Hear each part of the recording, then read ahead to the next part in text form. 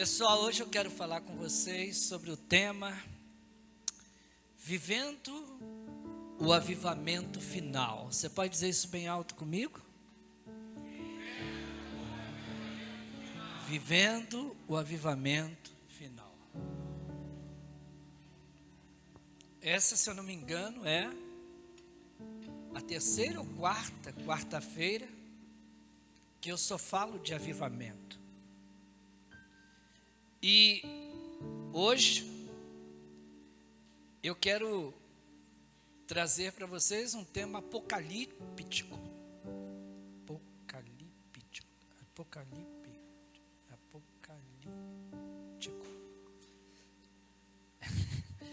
Boa noite, você que está no YouTube. Desculpa não saber falar apocalíptico, mas aprendi rapidinho. Sejam bem-vindos à Catedral da Família Quadrangular, em Jardim Meriti, em São João de Meriti. Que essa mensagem edifique tua vida, em nome de Jesus. Queridos, é um tema forte, que talvez nós precisássemos olhar e dizer assim: poxa, pastor, deixa para pregar essa mensagem quando a igreja estiver lotada e não estiver chovendo. Mas eu creio que para ouvir essa mensagem tinha que ser você. Porque a gente parece uma palavra de jargão, mas não é, é uma verdade, pastor Gelson. Pastor Washington. Deus não fala com ausente. Deus fala com presente, né? E Deus não escolhe com quantas pessoas. Eu creio que o Espírito Santo, ele está aqui, assim como ele estaria se essa igreja, por causa desse tempinho de chuva, estivesse lotada. Eu creio que não só aqui, como alguém que está me assistindo agora, seja pelo seu celular, pelo seu tablet, pelo seu smartphone, ou até mesmo pela televisão, vai ser ricamente abençoado. Porque esse tema é um alerta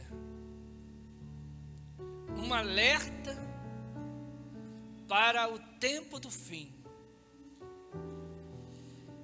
E eu ainda era criança, hoje com 57 anos, eu ainda era criança e meu pastor dizia que Jesus ia voltar.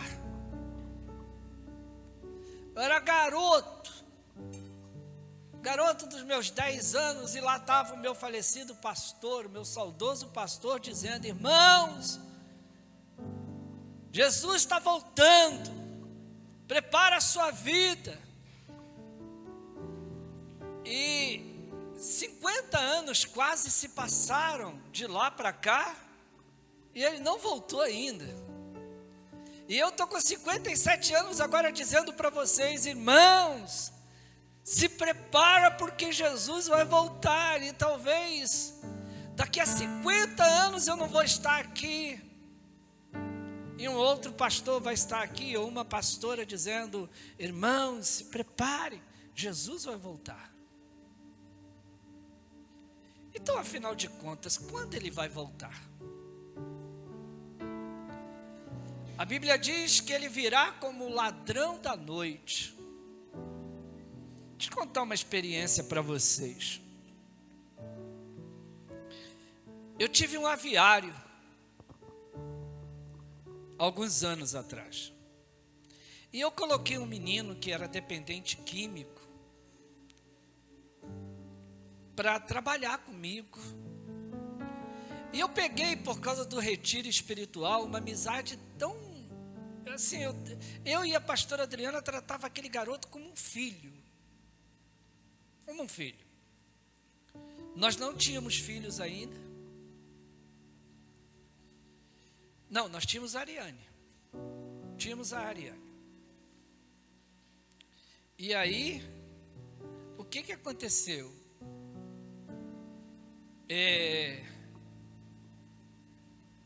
Esse menino sabia Você acredita, eu tinha um aviário, mas eu não sabia matar frango. Eu tinha horror. Então eu deixava essa parte da matança com ele.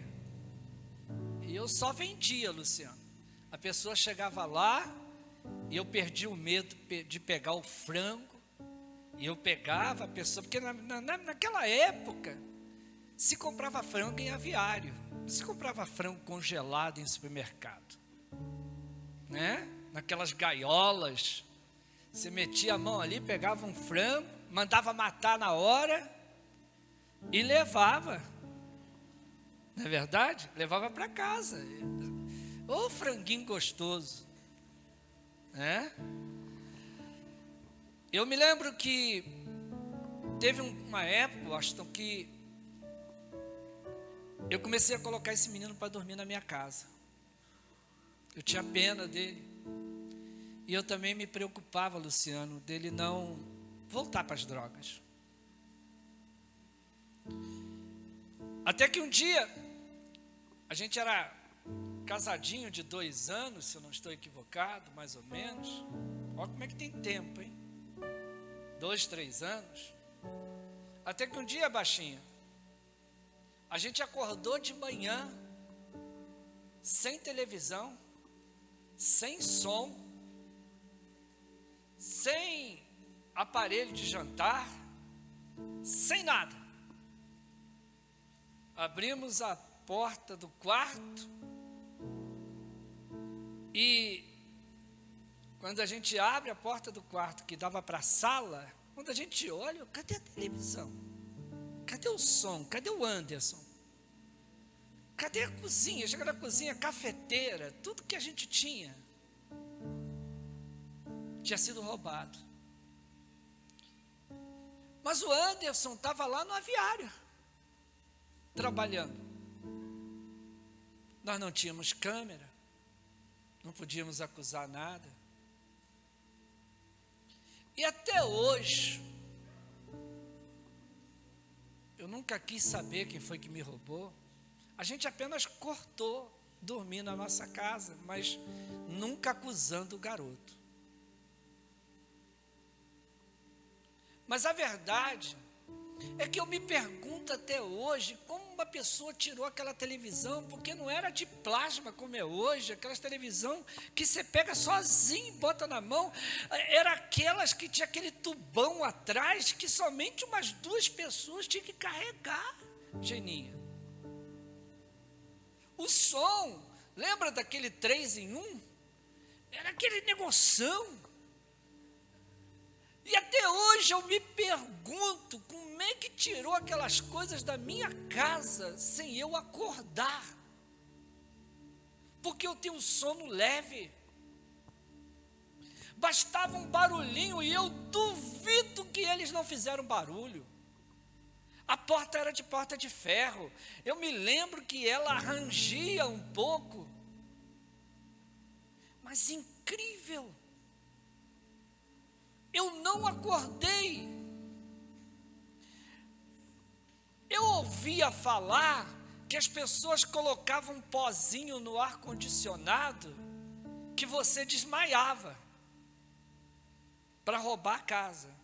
Eu não sei se usaram aquilo ali para fazer a gente dormir um sono pesado.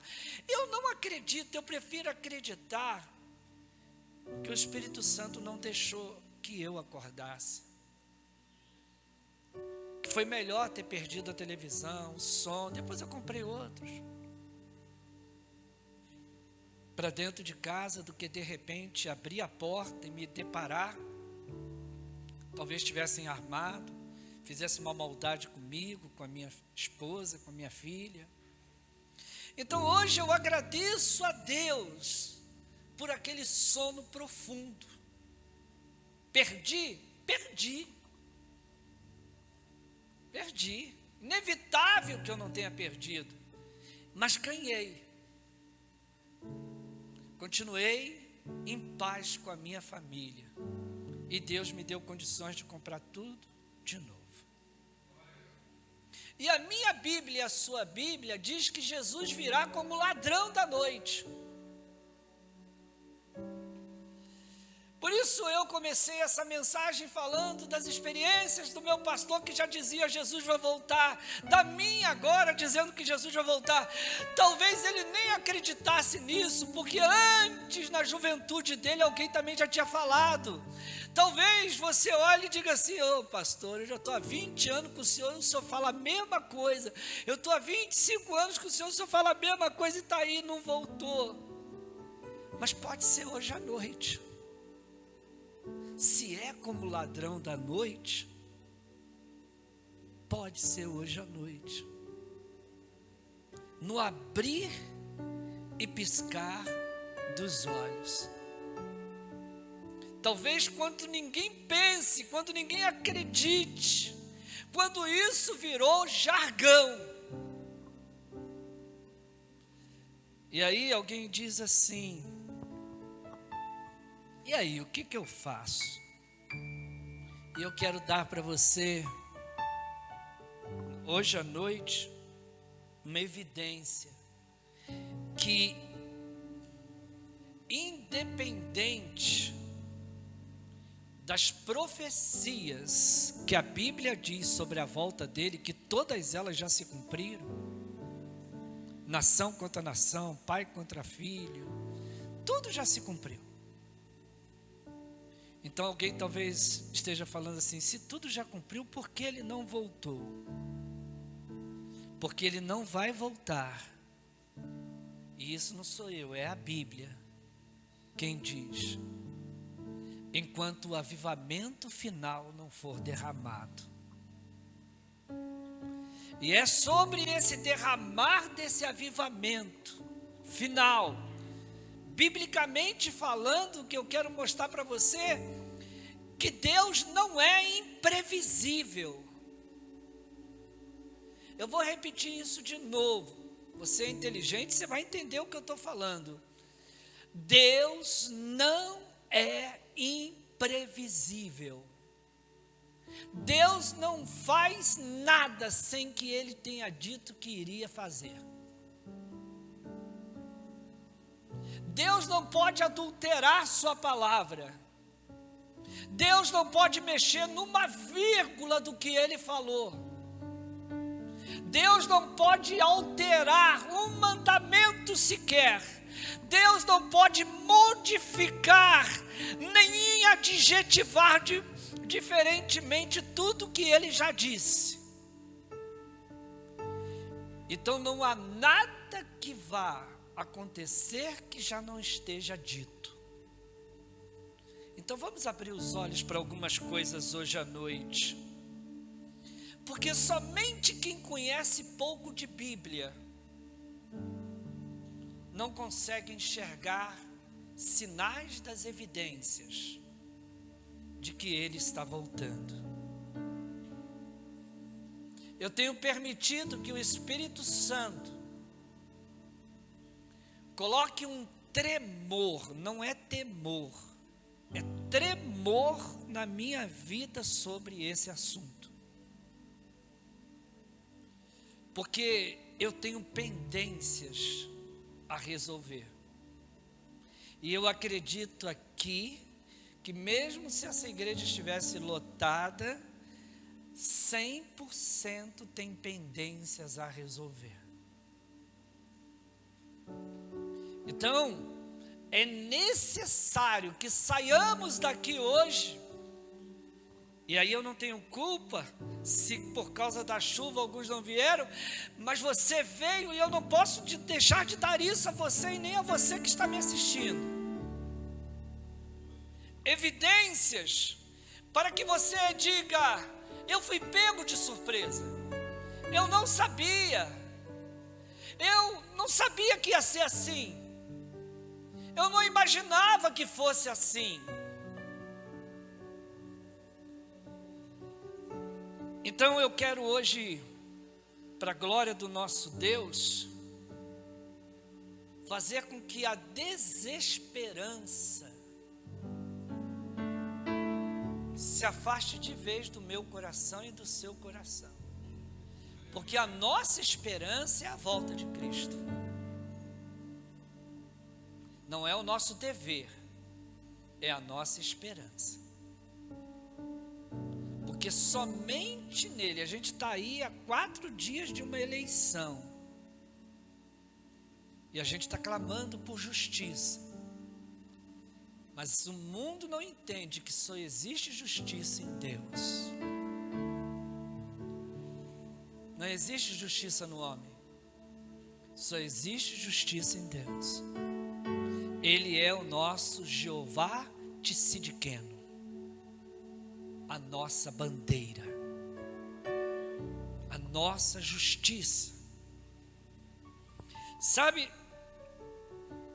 eu quero ler com você em Judas capítulo 1, versículo 12.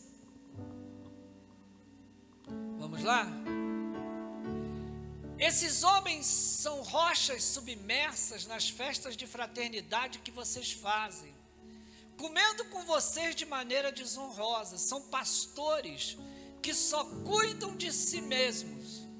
São nuvens sem águas, impelidas pelo vento, árvores de outono, sem frutas, 2 vezes mortas, arrancadas pela raiz. Quando Deus olha para a terra hoje, é isso aqui que Ele está enxergando.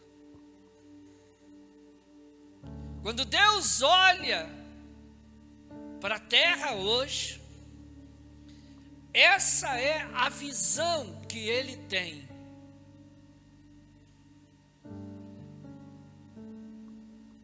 E aí Deus entende que Ele precisa fazer algo. Porque é desejo de Deus salvar a todos. Não pense você que Deus tem prazer na morte de um ímpio. Ele tem prazer na morte de um justo. Mas Ele não tem prazer na morte de um ímpio. Então, entenda uma coisa comigo. O que Deus mais amou quando Ele olhou para a terra? O que Ele mais amou? Você tem que ter consciência disso.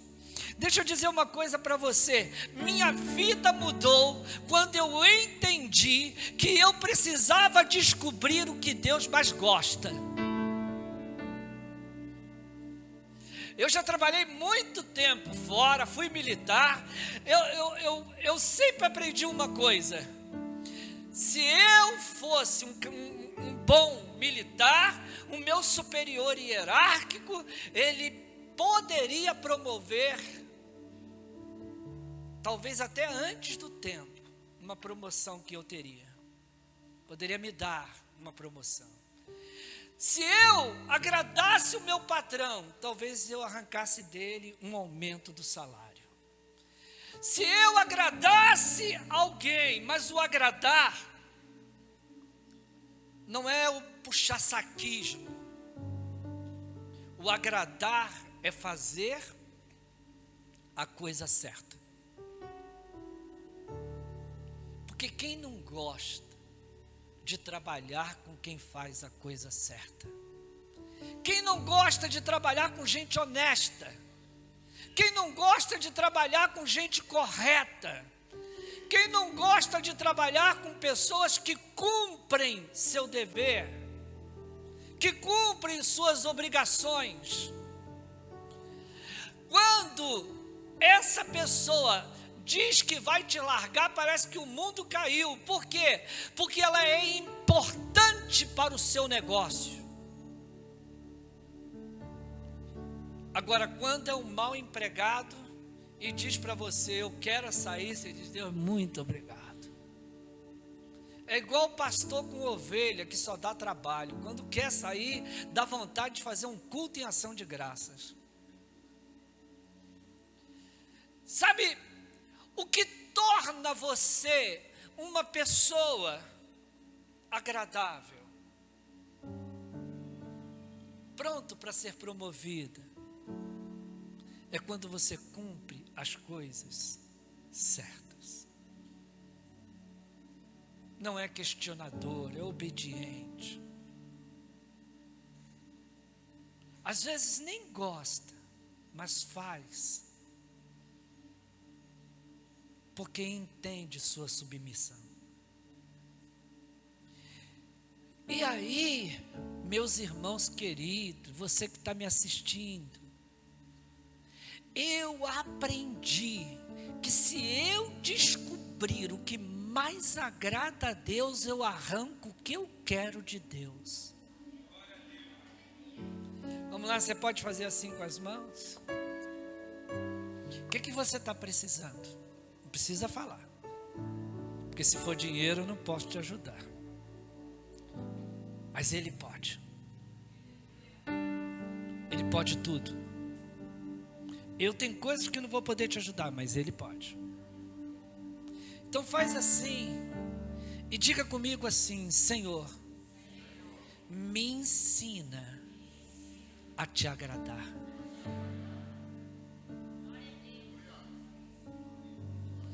Então qual é a primeira coisa que eu me pergunto? O que Deus mais ama nessa terra? E eu coloquei a minha vida à procura do que Deus mais ama. Eu não perco tempo com o que Deus não gosta. Não importa se eu vou desagradar você, porque talvez você quer uma coisa e Deus quer de mim outra.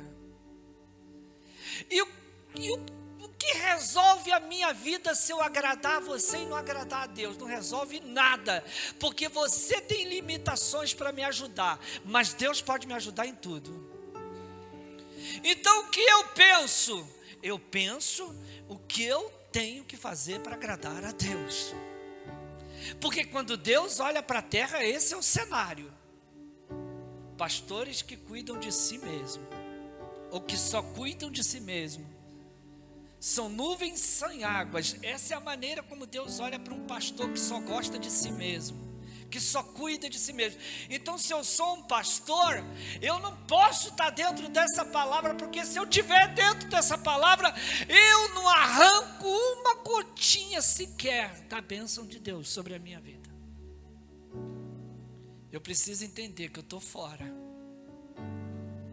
Eu preciso entender que Deus não vai fazer nada por mim, porque eu estou ali. Então eu procuro fazer o contrário. Senhor, o que te agrada? O que faz de mim um pastor que não procura agradar-se a si mesmo, mas procura servir ao seu povo? O que eu preciso fazer para me tornar alguém que Deus tem prazer na minha vida?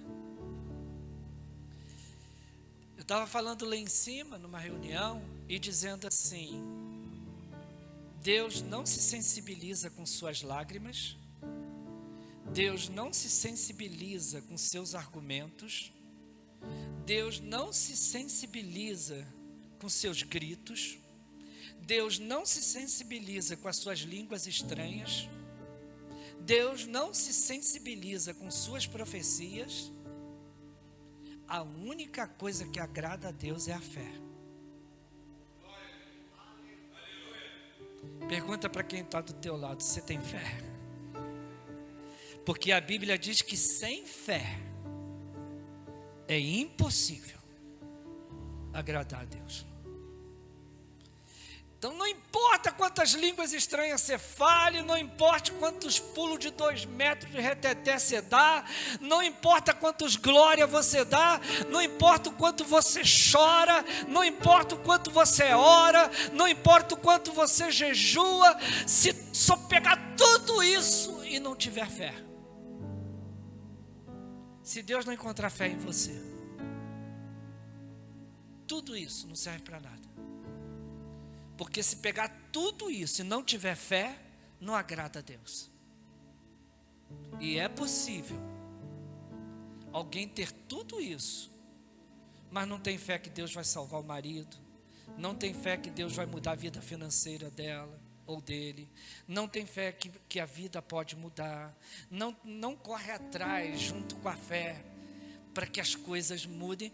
Ai meu Deus, o que adianta essa pessoa vem para cá, ora para caramba, jejua para caramba, sabe, fala em línguas estranhas para caramba, pula de um lado, pula do outro, mas não acredita, o marido é um cachaceiro, e ela olha e diz assim, ah não, ele se converter?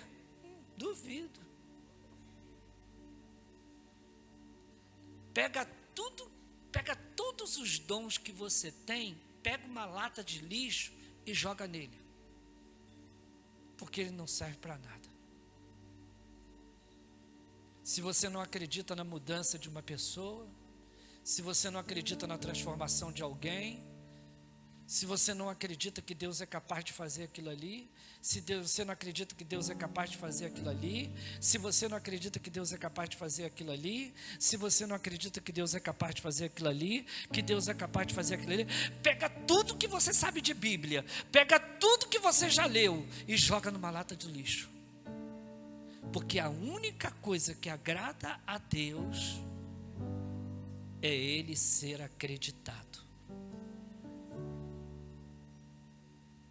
Porque uma pessoa está morta quando a gente olha para ela e diz assim, não tem honra, não tem crédito. Crédito é maior do que dinheiro. Porque quem tem crédito compra sem dinheiro. Tem as coisas, eu já peguei carro, Luciano, sem dar R$1. E sem assinar documento nenhum. Porque eu só comprava, né? Agora eu compro com você. Eu só comprava carro aonde eu comprava, só assim. Eu chegava lá, olhava o carro, gostei desse carro. Ele é quanto? Pastor, toma a chave, depois a gente bate um papo. Deixa o seu aí, me dá a chave do seu. E eu ia para lá depois, sem saber se meu nome ia ser aprovado ou não, assinava a ficha. Se tivesse muito alto, eu dizia assim, toma o carro de volta, me dá o meu. Por quê? Porque, baixinha, quem tem crédito, não precisa ter dinheiro. Pergunta para o teu irmão, você está com crédito no céu? Ou você está no débito? Jeremias capítulo 7, versículos 12 ao 16. Portanto, vão agora a Siló, o meu lugar de adoração, onde primeiro fiz uma habitação, em honra ao meu nome, e vejam que eu lhe fiz por causa da impiedade de Israel, o meu povo. Mas agora, visto que vocês fizeram todas essas coisas, diz o Senhor, apesar de eu ter falado a vocês repetidas vezes e vocês não me terem dado atenção, e de eu tê-los chamado e vocês não me terem respondido, eita, eu farei a este templo, que leva meu nome, no qual vocês confiam, o lugar de adoração que dei a vocês e aos seus antepassados, o mesmo que eu fiz a Siló. Expulsarei vocês da minha presença, como fiz com todos os seus patriotas e o povo de Efraim. E você, Jeremias, não ore por este povo, nem faça súplicas ou pedidos em favor dele, nem interceda por ele junto a mim, pois eu não ouvirei. Rapaz, é forte esse troço aqui. Terminei, Caio? Irmão, esse negócio é muito forte.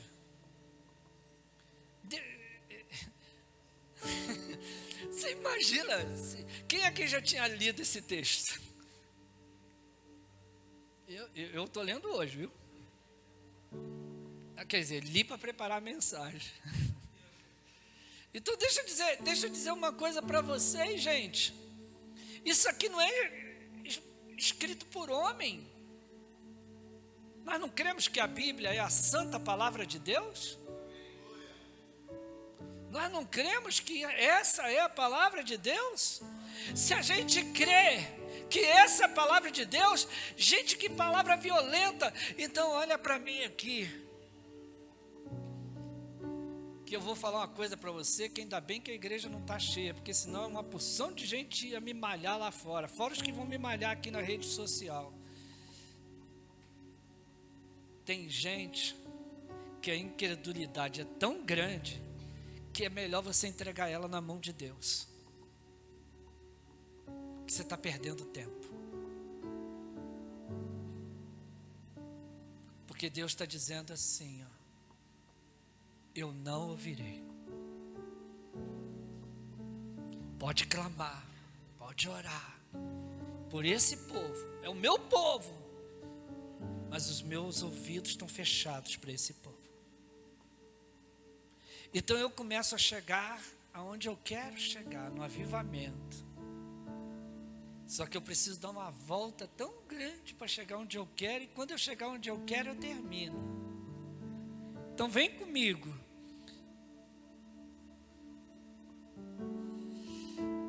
Segundo Pedro, capítulo 3, versículo 9. Ó Senhor, não demore em cumprir a sua promessa, como julgam alguns. Lembra quando eu falei do meu pastor que já dizia que o Senhor ia voltar? Uma promessa, né? Lembra que o anjo falou, né? Este mesmo que vós estão vendo subir, um dia voltará na mesma nuvem. O Senhor não demora em cumprir a sua promessa, como julgam alguns, como muitos estão falando, julgando. Ao contrário, Ele é paciente com vocês. Se Ele não voltou, não é porque não cumpriu-se tudo que tinha para se cumprir, é porque Ele está exercitando paciência, porque Ele está aguardando algo de mim e de você. Ele não quer que ninguém pereça, mas o que Ele quer? Que todos cheguem ao arrependimento. O que Ele quer? O que Ele quer? Não, fala de novo. O que Ele quer? Que todos cheguem ao... Que todos cheguem ao... Você ouviu? Que todos cheguem ao arrependimento. Isso inclui você. Que todos cheguem ao arrependimento. Mas para alguém chegar ao arrependimento, alguém vai ter que pregar para ele. Quem aqui? Eu sei que poucas pessoas levantaram a mão. Isso é sinal que você não está querendo alguma coisa de Deus. Então eu vou perguntar de novo. O Senhor não demora em cumprir sua promessa, como julgou. Ao contrário, Ele é paciente com vocês. Presta atenção. Essa paciência aqui não é com o perdido, é comigo e com você. Mas por quê, pastor? Porque Ele depende de mim e de você para que vidas venham ao arrependimento.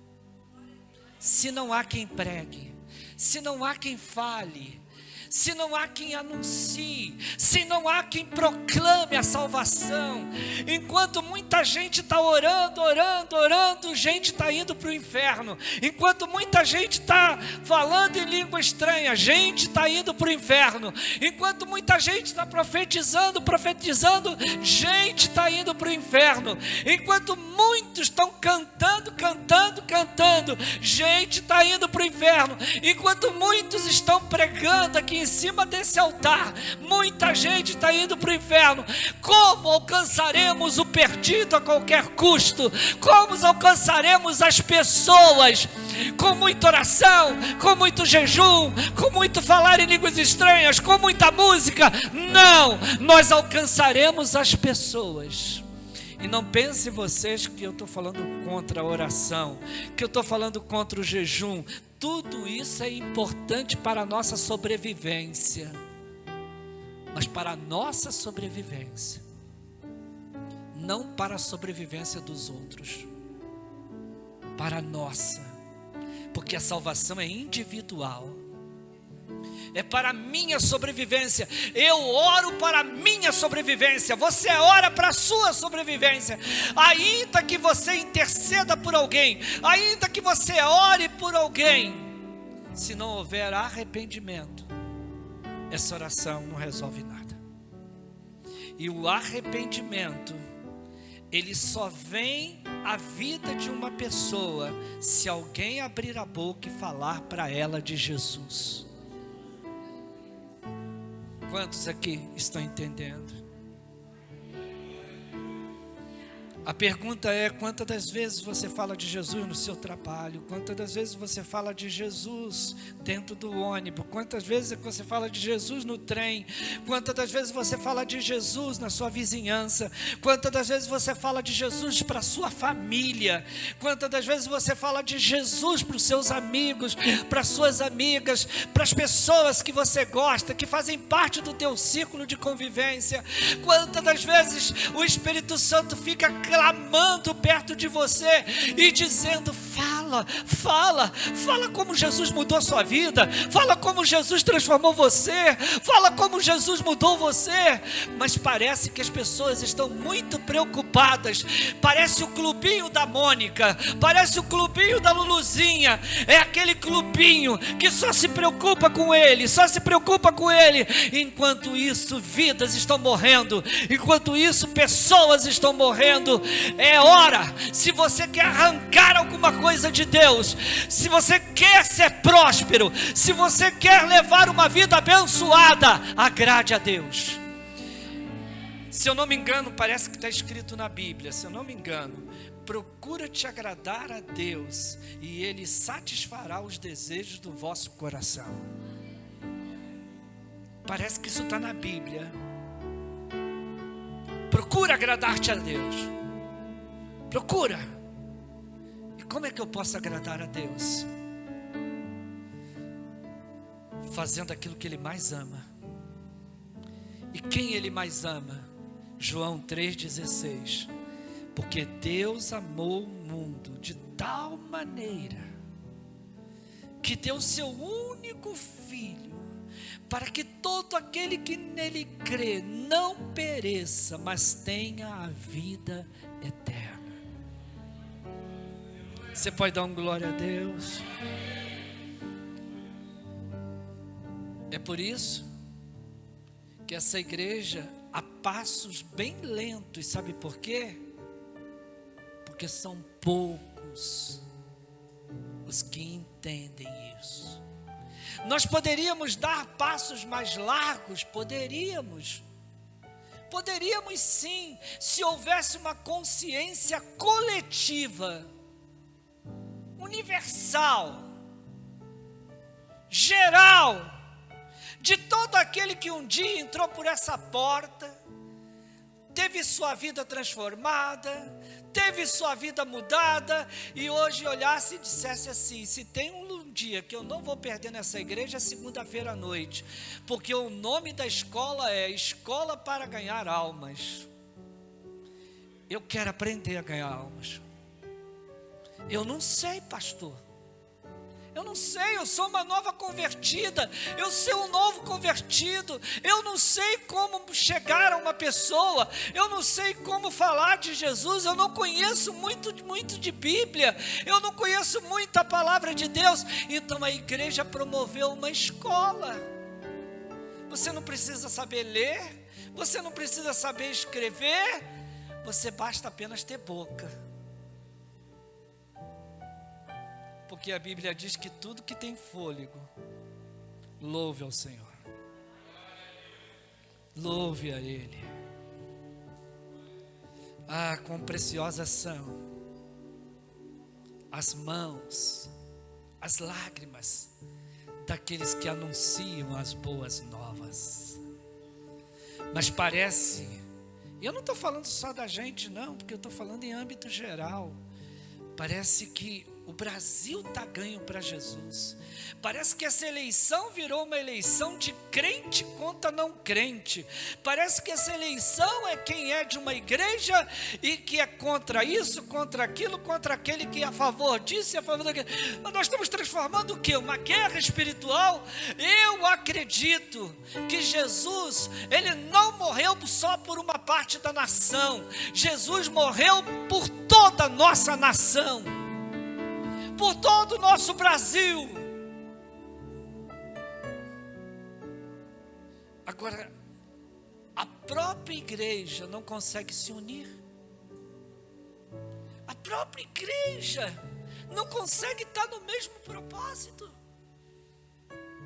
Tem gente que vem para cá, senta e tem uma rotina de vida cristã que vai te levar para o céu. Fica tranquilo, vai te levar para o céu. Você não depende de pregar o evangelho para ir para o céu, viu? Você vai para o céu, porque a Bíblia diz: quem crer e for batizado será salvo. Fica tranquilo que tua salvação está garantida. Agora, não espere galardão no céu. Você vai para o mesmo lugar que eu. Agora, você quer saber o que é galardão? Galardão é a mesma coisa que falar assim: ser-te fiel até o fim e dar-te-ei a coroa da vida. Você quer saber o que é coroa? Quem é que ganha uma coroa? Quem disputa algo e vence. Ah, pastor, o que o senhor está querendo dizer? Eu estou querendo dizer, meu irmão, que quanto mais ganhador de almas você for, mais conhecido você fica do céu. Quanto mais almas você trouxer, Miriam, ao altar, mais o céu te conhece. Você acredita que quando Abraão chegou lá, ele foi um desconhecido? Você acredita que quando Moisés chegou lá, ele foi um desconhecido? Você acredita que Isaac, quando chegou lá, foi um desconhecido? Não. Porque cada um teve seu galardão. Eu não quero viver uma vida cristã só por causa da minha salvação. E eu bater no peito assim, ó, que se dane família, que se dane marido, que se dane esposa, que se dane filhos. O importante é que se Jesus voltar hoje eu estou salvo. E como lá em cima eu não vou ser pai de ninguém, não vou ser mãe de ninguém, não vou ser primo de ninguém, então que se dane. O que importa é que eu estou salvo. Parabéns, você vai estar salvo mesmo. Mas não espere o avivamento final. Não espere. Porque o avivamento final, ele só será derramado sobre aquele que está disposto a levar vidas para o Senhor Jesus. Pastor, é sério? A minha oração hoje é: Deus, sacuda meu irmão. Você pode pedir assim: me dá licença aí que eu vou dar uma sacudida em você. Dá uma sacudidinha nele aí, né? Priscila, dá uma sacudida no Valmar. Dá uma sacudida nele, vê se ele casa. Dá uma sacudida. Sacode. Sabe? Porque tem gente que às vezes precisa de uma sacudida. E brincadeiras à parte do que eu acabei de pedir a vocês, essa mensagem é uma sacudida. É uma sacudida, sabe por quê? Porque quando se fala em avivamento, o que as pessoas pensam? Você já ouviu falar sobre isso? Quantas pessoas falam em avivamento, o que as pessoas pensam? Vai descer fogo do céu sobre a igreja. Não é isso? Quando as pessoas falam em avivamento, o que as pessoas falam? Aquele vento de Atos dos Apóstolos vai soprar aqui hoje à noite. e vai derramar um poder. Para quê? Para quê? Para que Deus vai gastar poder com gente que não quer nada? Para que o Espírito Santo vai soprar de novo em ambiente, em lugar que pessoas não estão dispostas a fazer o que Pedro fez? Porque a primeira atitude de Pedro, quando o Pentecoste desceu, foi ir até a praça sozinho. Os discípulos foram seguindo ele, e a Bíblia diz que ele sobe na praça de Jerusalém e começa a dizer: arrependei-vos, porque é chegada a vós o Espírito Santo de Deus. Arrependei-vos. E naquele dia, diz a Bíblia, 3.000 pessoas foram batizadas nas águas. 3.000 pessoas se converteram. Foi isso que aconteceu no maior avivamento que a igreja já experimentou. É por isso que eu tenho base bíblica para dizer para você que o avivamento não é o que a gente pensa. A gente faz uma campanha de avivamento e todo mundo diz assim: vamos lá, porque vai ter muita profecia, vai ter muito reteté, vai ter muito isso, vai ter muito aquilo outro. E tem, glória a Deus, é tão misericordioso que tem. Quantos cultos nós passamos no avivamento que só nas canções o Espírito Santo encheu o lugar. Mas tudo que o Espírito Santo faz tem um propósito. O que adianta a gente ter saído daqui cheio? Sabe, tem gente aqui que teve noite aqui que a gente saiu daqui tão cheio que quando passou debaixo de árvore até as folhas balançaram, de tão cheio de poder que você estava, de tão cheio de unção que você estava. Mas a pergunta é: você foi para casa ou foi para um hospital? Você foi para casa ou foi para um lugar onde tem mendigos, onde tem pessoas ali? Você foi para casa ou você foi bater na porta de alguém lá do teu vizinho que estava lá para dizer assim: o que eu recebi na igreja hoje eu quero te dar? Ele lá se mete na conversa. Mas não, a maioria, quase 100%, pegaram o poder que foi derramado naquele dia, entrou dentro de casa, pegou a janta, jantou, comeu pra caramba, descansou um pouquinho e depois de barriga cheia foi dormir. E acordou de madrugada, não é porque o Espírito Santo acordou não, é porque a barriga estava muito cheia. Agora eu pergunto, por que Deus derramou poder naquele dia? Qual é o propósito de Deus encher sua vida? Por que Deus hoje mudaria a sua vida? Deus não é idiota. Deus não é trouxa. Você acha que Deus vai dar alguma coisa para alguém? Para quê? Para quê? Qual o motivo que você acha que Deus tem para dar algo a você? Se o que Ele vai dar para você vai se perder. Por que Deus transformaria você numa pessoa milionária? Porque você estaria disposto a entregar seu dízimo? Porque você estaria disposto a ajudar várias instituições de caridade?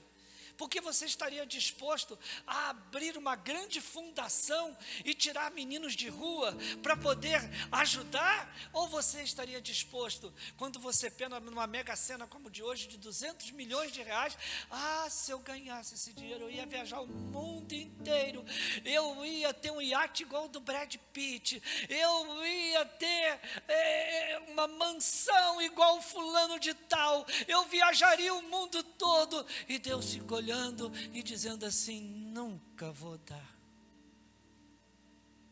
porque nada disso que ela quer me interessa.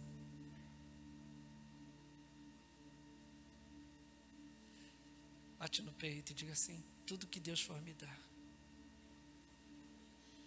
de agora em diante, eu entendo que é por causa de um propósito. A pergunta é: Deus pode te dar? Você está disposto? Ou se te desse até... Eu conheci um rapaz que era... Ele não era pobre, ele era miserável. O cara que não tinha comida para dar dentro de casa, era miséria. Da noite para o dia, a esposa dele ficou milionária, porque a mãe dela ficou milionária. E esse cara, que era tão crente, mas tão crente, largou a igreja. O dinheiro fez ele largar a igreja. Hoje ele mora numa favela. Ele só tem uma perna, porque é diabético. E ele fica na porta da casa das pessoas com a mão estendida pedindo esmola. A minha pergunta para você é: por que Deus daria algo a você? Por que Deus mudaria a sua vida? Será que não houve um propósito para Deus te tirar lá do capeta e te trazer para a glória? Será que não houve um propósito para Deus te tirar lá do mundo e te trazer para a luz? Porque não houve um propósito? É porque Deus quis, porque Deus te achou bonitinho. Deus está contando comigo e com você para mudar esse mundo. É por isso, Miriam, que eu gosto de estar lá no grupo do Círculo de Oração, porque tem sempre uma palavra, sempre alguém falando alguma coisa. Você nunca vê uma mulher ali ficar falando, gastando tempo falando besteira. É sempre oração, é sempre uma palavra de despertamento, é sempre alguma coisa, sabe? Mas tudo isso, Miriam, bota isso no teu coração. Tudo que Deus está fazendo dentro desse grupo é porque Ele tem um propósito. E eu estou muito feliz de ver você aqui no EPGA, porque elas seguem a líder. E se a líder for apaixonada por almas, elas também serão. Tem que ser assim. Nós somos espelhos. Talvez seja por isso que o Espírito Santo só trouxe você hoje aqui. Trouxe a Efigênia, trouxe o Luciano, trouxe a Branca, a Tati, vários outros aqui hoje, o Gelson, o Eugênio. Talvez não era nem para vocês estarem no culto hoje, mas Deus te trouxe aqui, trouxe um casal ali. Deus trouxe vocês aqui hoje. Trouxe aqui hoje para quê? Para ouvir uma bela canção? Não acredito. Eu creio que Deus trouxe vocês aqui hoje porque Deus está falando com você, casal. Deus está dizendo assim, ó: cuida das minhas coisas, que eu cuido de vocês dois. Deus está dizendo assim, ó: se preocupa muito com a vossa vida, não tragam sobre si a ansiedade. Se preocupa não, deixa eu cuidar de vocês. Cuida dos meus, que eu cuido de vocês. Era para toda a igreja estar aqui no EPGA segunda-feira. Era para todo mundo estar aqui. Sabe por quê? É o melhor culto da igreja. É o melhor culto da igreja. Porque no EPGA a gente esquece da gente para se preocupar com os outros. É o melhor. O melhor culto não é o que eu prego. O melhor culto é o EPGA, que eu sento para ouvir. Você está entendendo? Sabe por quê? Quando eu já tem 3 segunda-feira que eu venho direto. Quando eu saio daqui, sabe qual é o sentimento que eu vou para casa? Amanhã Deus vai me surpreender. Aí você pergunta, por quê, pastor? Deus vai me surpreender porque ontem eu me preocupei com as coisas dele. Hoje ele se preocupa com as minhas coisas. Ontem eu me preocupei com as coisas dele. Hoje Ele vai se preocupar com as minhas coisas. E aí começa a aparecer situações que eu não esperava. Eu não tinha dinheiro para cumprir algumas obrigações, e Deus começa a mandar dinheiro. Sabe por quê? Porque Ele é o dono do ouro e da prata. Eu não preciso bater na porta de ninguém. Quando Ele vê que eu estou me dando para Ele, Ele diz para mim a mesma coisa que Ele disse para Salomão: menino, se você foi capaz de me dar tudo que você tinha, escolhe, porque eu sou capaz de dar o que você pedir. O que você pedir, pode pedir. Pode pedir. Se você é capaz de me dar o que você tem, eu também sou capaz de te dar o que eu tenho. Escolhe o que você quer. Você quer ouvir isso de Deus? Ah, quero, pastor. Então preste atenção. Deus falou isso de noite, sabe por quê? Porque de manhã Salomão estava dando os últimos 5 bois em sacrifício para Deus. Quando ele termina de sacrificar os bois, que ele entra dentro do seu quarto, ele encontra o Espírito Santo dentro do quarto dele, o próprio Jesus, próprio Deus, melhor falando, dentro do quarto dele. E a voz dizia assim: menino, eu vi o que você fez, e se você é capaz de me dar tudo que você tem, pode pedir o que você quiser, que eu te dou. Quantos querem ouvir isso? Você sabe o que tem que fazer, né? Fica de pé comigo.